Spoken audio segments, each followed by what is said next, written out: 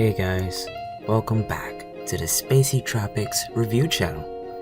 Now I know I said I'd review the Canon PowerShot SX50, but I'll mention a little something about that at the end. For now, today, I have for you the JBL Clip 2, the new release for the Clip 1. Now I'll be going over all of the little specs and data that needs to be done for this. So, thanks for coming back everybody, and welcome to my Clip 2 review.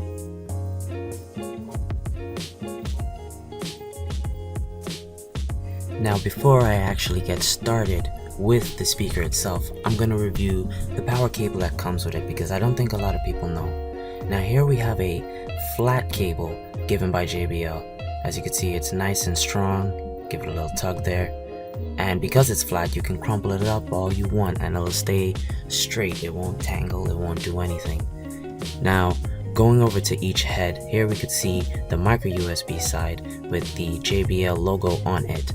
And on the other side, we can see the part to connect into the computer or wherever you want to. But there's something different about this. The flap inside seems a little bit skinnier than normal and you can bend it around, and that's because this side of the USB cable is reversible, so you have a choice. Plug it in one way or plug it in the other way. You won't get mixed up, and it's really helpful when the time comes. Now going over to the speaker itself, as you can see here, the same abrasive, tough, rugged material that was on the Flip 4 is on the Clip 2 here, so you can scratch it, knock it, do whatever. It's strong. When I pushed in, it did not seem to flex. Overall, the speaker is really well built. Now going over to the side of the carabiner, you can see that you can turn it pretty much anywhere you want, and I like to turn it all the way over here in the middle. Reason being is that when you try to hook it on something, it'll clip on and it'll hook right there on the tip and not move really too much. Now as you can see, trying to push it back, it's really tough, so the carabiner is really in there. As you can see now by my demonstration, I'm trying to pull as hard as I can on this, and it's not budging at all. It is very strong, very strong. Again, the abrasive material here. And now going over to the side, we have the volume up button. Over here we have the phone button to answer and cut off calls, the minus button for volume down, a microphone for phone calls. To the other side, the Bluetooth pairing button. Over here we have the power button, and here we have the flap or door that blocks or hides the micro USB behind it to charge the speaker. So pulling the flap back reveals the micro USB port. Now you can being assured that with all this protection, I can tell you that this speaker is IPX7 water resistant, just like the JBL Flip 4. Going over to the back, we can see that we have a 3.5mm auxiliary cable attached, yes, attached to the speaker. Now as you can see, as I unravel it here, the jack on this side, the 3.5mm jack is a gold-plated jack. It looks very handsome. Coming over here a little bit closer, you can see that it is marked with the JBL logo.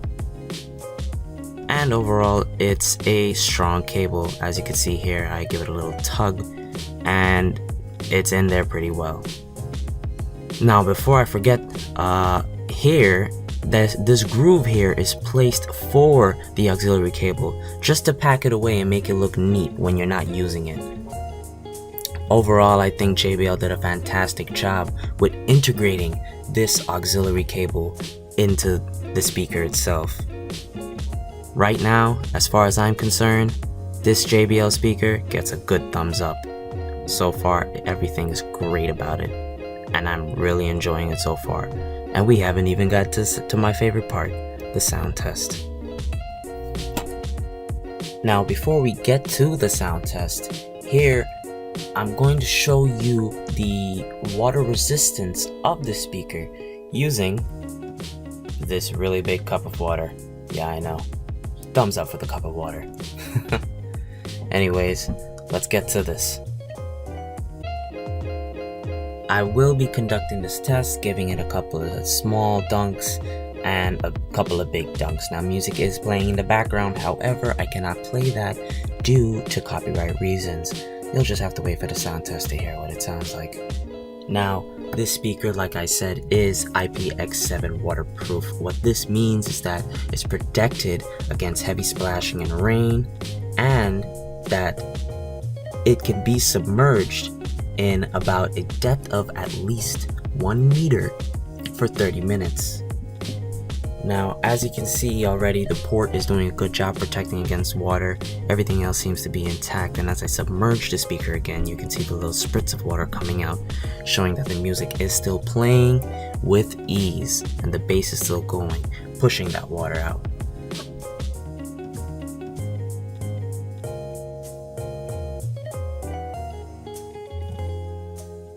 Now, coming over here, we can get to my favorite part, and your favorite part as well. Now will be the sound test for this wonderful speaker. So I'm going to be playing 3 songs for you, as well as a small clip from my podcast channel that I have with my friends as well. I hope you guys do enjoy it, and yeah, let's move on to the sound test now. You say you wanna try, but you never do. Sugar, there's a reason why we lose.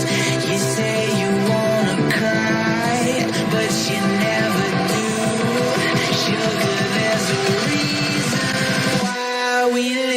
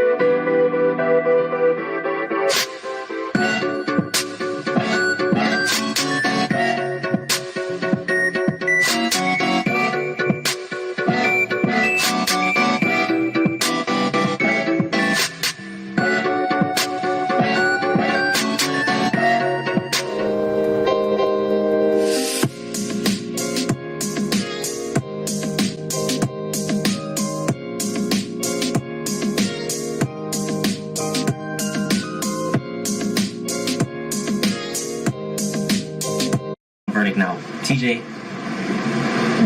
what is your final thoughts on the 737 Max? My final thoughts on the 737 Max is, well, the Max 10. Max 10. Would be,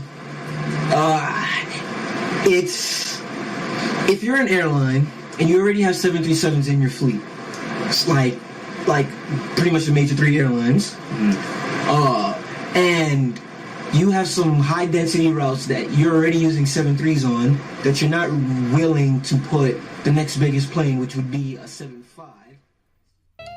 Well, ladies and gentlemen, music played and the podcast played through the microphone, through your speakers or headphones, will not show the true quality of the speaker here. However, I can tell you from what I have just heard, it is fantastic, and this speaker performs beautifully. Now, real quick, I'm going to turn the device on and off and show you what that sounds like here.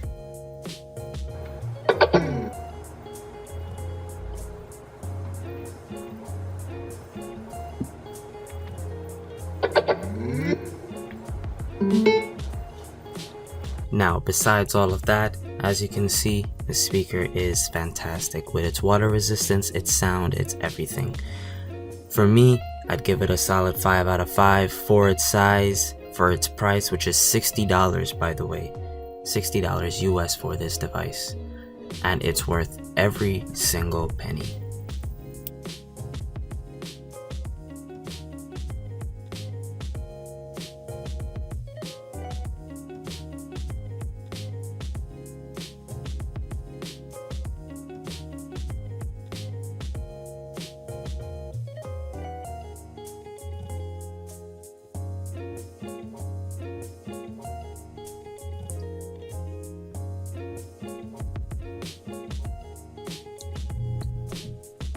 Well, everyone, for my final verdict here, this is what I have to say. Before I get to that, I'd like to thank each and every one of you for taking the time to join me here today in this review for my Bluetooth speaker, the JBL Clip 2. Now, as my final verdict, I'd like to say that overall JBL did a good job building this small, really small, portable speaker that can fit in the palm of my hand. They've done a great job. Now, for this speaker, I really do like it. The price is right, the size is right. For those of you who just want a small speaker to go to with the beach, this is the one for you guys. I'm pointing to you guys, yeah. This is the one for you guys. I really do feel that JBL is on a roll with all of these speakers. Hopefully they come out with a new Extreme, a JBL Extreme 2. Hopefully they come out with that. I definitely go and get that, because with the way JBL is going with the Clip 2, the Flip 4, the Charge 3, all of their speakers are just coming out phenomenally with great bass, great mids, great highs. The bass on this, because it's a small speaker, isn't the best thing in the world. However, it's to be expected. Now, here I'm showing you my Canon PowerShot SX50, and like I said in the beginning, I'll mention it here. I was going to give this review video for the Canon. However, I wanted the Canon's review video to be a little bit more better. So I decided to put this to the side for now and review the Clip 2 for you guys instead. However, the review for this camera will be coming soon. I just want to make it as good as I possibly can. Anyways, everyone, thank you for joining me again in this review. And I hope each and every single one of you guys, pointing to you again, you guys have an awesome time. And remember, you guys are awesome. Later, guys.